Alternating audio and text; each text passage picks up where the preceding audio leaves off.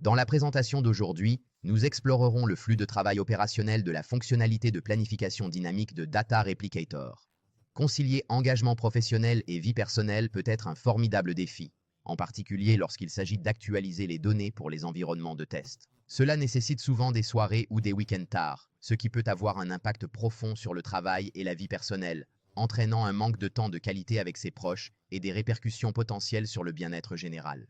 Heureusement, le réplicateur de données dynamique pour SAP Test Data Management offre une solution pour rationaliser le processus de gestion des données de test en minimisant les efforts, le temps et les coûts associés chez Enterprise Data Insight. Notre objectif principal est d'éliminer le temps inutile consacré à la gestion manuelle des données. Nous y parvenons en exploitant la puissance de notre fonctionnalité de planification intégrée.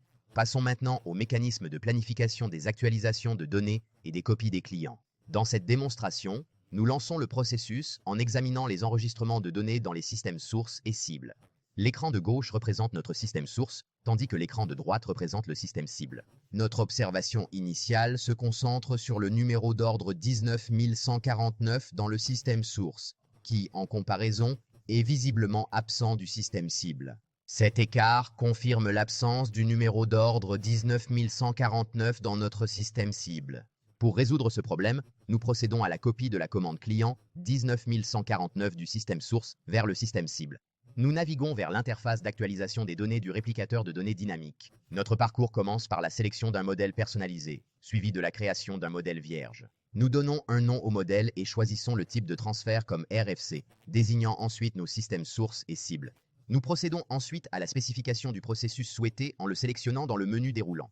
Dans ce cas, les processus de vente, que nous incluons comme élément fondamental de notre configuration de modèle pour affiner le processus des documents de vente, vous pouvez utiliser notre option de filtre intégré sur « Après avoir sélectionné le processus souhaité, assurez-vous de l'intégrer dans votre flux de travail ». Passons maintenant à l'étape suivante qui se limite aux objets personnalisés pour les besoins de cette démonstration. Nous avons choisi de ne reproduire aucun objet personnalisé et nous demanderons au personnel de filtrage des objets d'affiner davantage notre sélection de date. Nous introduisons un filtre d'objets conçu pour isoler la commande client. Nous souhaitons copier à l'aide d'un filtre clé que nous zonerons sur l'entête du tableau arrière V où nous sélectionnons un numéro de commande client spécifique 19149%. Un clic sur Suivant nous fait passer à l'étape de sécurité des données. Pour cette démonstration, nous choisissons de ne pas recourir au brouillage des données. Au lieu de cela, nous progressons vers la publication de ce modèle pour la réplication. Par la suite, nous identifions et sélectionnons un modèle de choix pour la réplication et accédons à l'onglet des paramètres de planification. Ici, nous définissons le calendrier d'exécution du travail à 12h50 dans le menu déroulant. Nous sélectionnons l'option d'exécution réelle pour lancer le processus de transfert de données. En cliquant sur Planning, nous activons le travail et le mettons en file d'attente pour son exécution. Alors que l'horloge approche de 12h50, nous actualisons l'écran et révélons le compte à rebours jusqu'au travail programmé. Lorsque l'horloge sonne 12h50, l'écran devient vert, signifiant le début du travail. Le système commence à lire les données du système source, affichant le nombre d'enregistrements et la taille des bases de données en fonction de la taille source en attendant la fin du transfert de données vers le système cible. Il est important de noter que le réplicateur de données dynamique inclut des notifications intégrées.